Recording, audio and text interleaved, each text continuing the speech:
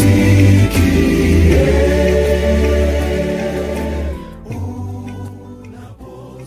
mariage, problème ancien.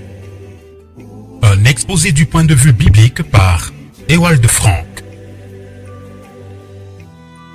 Un exemple biblique en tant qu'exhortation. L'apôtre écrit sous l'inspiration de l'Esprit. Mais comme l'assemblée est soumise au Christ, ainsi que les femmes le soient aussi à leurs maris en toutes choses. Éphésiens 5, le verset 24. Il n'y a pas davantage d'exception pour l'Église que pour la femme. Il y a tout au plus des prétextes, mais avec cela, on se trompe soi-même et peut-être encore les autres. Dieu, lui, s'en tient à ses commandements et à ses décisions. Frère Branham ajoute encore pour nous une comparaison, cherchée bien en arrière dans le temps, qui fait ressortir l'obéissance ordonnée à la femme. Citation. Vous vous rappelez que dans la Bible, le roi épousa Esther parce que la reine l'avait refusé? Alors, il en prit simplement une autre. Qu'arriva-t-il quand elle refusa de paraître avec le roi et de lui obéir? C'est pareil avec une femme qui refuse d'être l'épouse de son mari. Paragraphe 210. C'est une parole dure. Qui peut l'entendre? Dieu doit mettre de l'ordre au milieu de l'église épouse, et cela arrive avant l'enlèvement. Il laisse aller les autres. De toute façon, il ne l'écoute pas. Par contre, les siens s'alignent à chacune de ses paroles et ils en vivent en agissant d'après ce qu'elles disent. Nous nous demandons, qu'a donc à faire avec nous l'histoire du roi perse Assuérus et de sa femme Vasti? C'est visiblement un événement auquel Frère Branham ne serait pas venu du tout de lui-même. Le Seigneur l'a renvoyé à cet exemple. Et il demeure que toute écriture a été donnée par l'Esprit de Dieu pour servir à notre instruction. Le roi avait organisé un festin, et de son côté la reine avait organisé parallèlement un festin pour les femmes dans le palais royal. Esther, chapitre 1er. Lorsque le roi envoya 7 hommes pour chercher la reine, elle refusa de venir. Mais en faisant cela, elle avait scellé son propre destin. Versets 10 à 12. Le conseil royal fut aussitôt convoqué. Dans l'église du Seigneur, ce seraient les anciens, pour décider de ce qui devait être fait avec la femme désobéissante qui avait jeté publiquement la honte sur son mari, lequel occupait la position la plus en vue de l'Empire. Les versets suivants nous donnent les raisons de cela. Car cette affaire de la reine se répandra parmi toutes les femmes de manière à rendre leurs maris méprisables à leurs yeux, en ce qu'elles diront que le roi Assuérus a commandé d'amener la reine Vasti devant lui et qu'elle n'est pas venue. Esther, chapitre 1er, le verset 17. La fin de l'histoire, sur laquelle le Saint-Esprit a renvoyé frère Branham, et que la reine a été déchargée pour toujours de sa dignité royale. Elle s'était élevée à dessein contre l'ordre divin.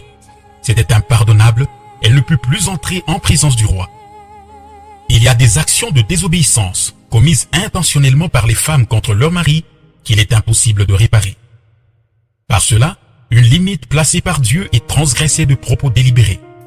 Si l'on avait laissé la chose en demeurer là, tous les hommes auraient été traités de la même manière méprisante par leurs femmes. C'est ainsi que c'est écrit. Vasti, qui était une personnalité connue, aurait été en tant que première dame, leur modèle. Une autre, qui sera meilleure qu'elle, prendra sa place. C'est ce qui nous est relaté. Une désobéissance faite à dessein et sous tous les rapports comme le péché de divination. Cela ne va pas si simplement, comme beaucoup se l'imaginent, selon la parole de Dieu qui est valable pour toujours. Et l'édit du roi, qu'il avait fait, sera connu dans tout son royaume, car il est grand, et toutes les femmes rentrent en honneur à leur mari, depuis le grand jusqu'au petit. Et cette parole fut bonne aux yeux du roi et des princes. Et le roi fit selon la parole de Mémouton. Et il envoya des lettres à toutes les provinces du roi, à chaque province selon son écriture, et à chaque peuple selon sa langue, pourtant que tout homme serait maître dans sa maison. Esther 1er, le verset 20 à 22. Après cela, on chercha pour le roi une vierge tout particulièrement belle parmi les jeunes filles, et le roi tomba sur Esther. Mais oui, cela se trouve dans notre Bible. Toutes les femmes, sans exception, devaient témoigner au chef du couple, du plus grand au plus petit, l'honneur qui lui est dû. C'est ce qui fut publié dans toutes les langues connues en ce temps-là. tout homme serait maître dans sa maison. La même chose doit être publiée au peuple de Dieu dans toutes les langues. Sarah employait le même langage plein de respect à l'égard de son mari. Étant vieille, aurais-je du plaisir? Mon Seigneur aussi est âgé. Genèse 18, le verset 12. C'est aussi ce que le Saint-Esprit a dicté sous la plume de Pierre. Car c'est ainsi que jadis se paraient aussi les saintes femmes qui espéraient en Dieu, étant soumises à leur propre mari, comme Sarah obéissait à Abraham, l'appelant Seigneur, de laquelle vous êtes devenus les enfants, en faisant le bien. 1 Pierre 3, les versets 5 et 6. Dieu a estimé nécessaire de s'élever contre l'esprit de ce temps, qui, comme au temps de Vasti, se fait de nouveau particulièrement connaître, et qui s'est aussi glissé dans les milieux des croyants. Cela avait été révélé par le Seigneur à l'homme de Dieu déjà en 1933, comme le savent tous les initiés. Les hommes et les femmes doivent prendre la place que Dieu leur a assignée. C'est pour cela que les rapports ont été mis en évidence. Maintenant, l'ordre que Dieu avait solidement établi à l'origine et que Satan en avait détruit doit être rétabli. Paul écrit que la femme apprenne dans le silence en toute soumission. Je ne permets pas à la femme d'enseigner ni d'user d'autorité sur l'homme, mais elle doit demeurer dans le silence. 1 Timothée 2, les versets 11 et 12. Aujourd'hui, on cherche une femme qui apprenne dans le silence. C'est sur cela qu'est mis l'accent.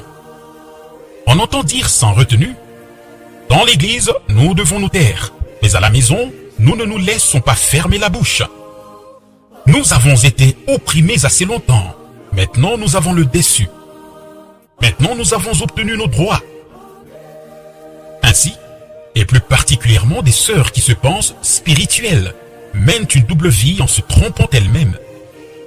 L'apôtre mentionne quel devoir les personnes âgées ont en rapport avec l'enseignement, afin qu'elles instruisent les jeunes femmes à aimer leur mari, à aimer leurs enfants, à être sages, pures, occupées des soins de la maison, bonnes, soumises à leur propre mari, afin que la parole de Dieu ne soit pas blasphémée. Tite 2, les versets 4 et 5. C'est ainsi que se présentent les signes de bénédiction d'une femme bénie, en enseignant les jeunes sœurs qui vont entrer dans le mariage, en partageant avec elles leurs propres expériences dans le chemin de la vie, afin qu'elles aussi soient bénies dans leur famille. Mais qu'en est-il de celles qui font exactement le contraire de ce que dit l'Écriture et qui, au lieu d'enseigner l'obéissance, invitent directement à la désobéissance? Seule une sœur en Christ, qui a pris une position biblique à l'égard de son mari et de ses enfants, peut apprendre aux jeunes sœurs, conformément à la parole de l'apôtre, à servir réellement d'une manière bénie dans son union et sa famille. Autrement, elle causera exactement le contraire, comme nous pouvons l'expérimenter depuis des années dans le développement de ces temps de la fin.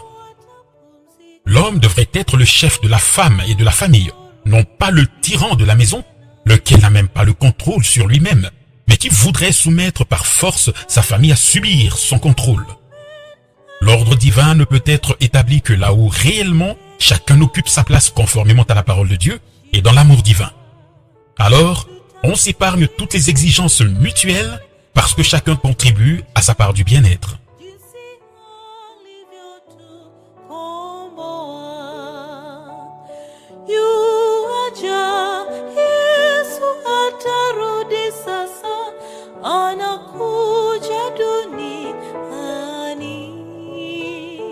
Wasafiri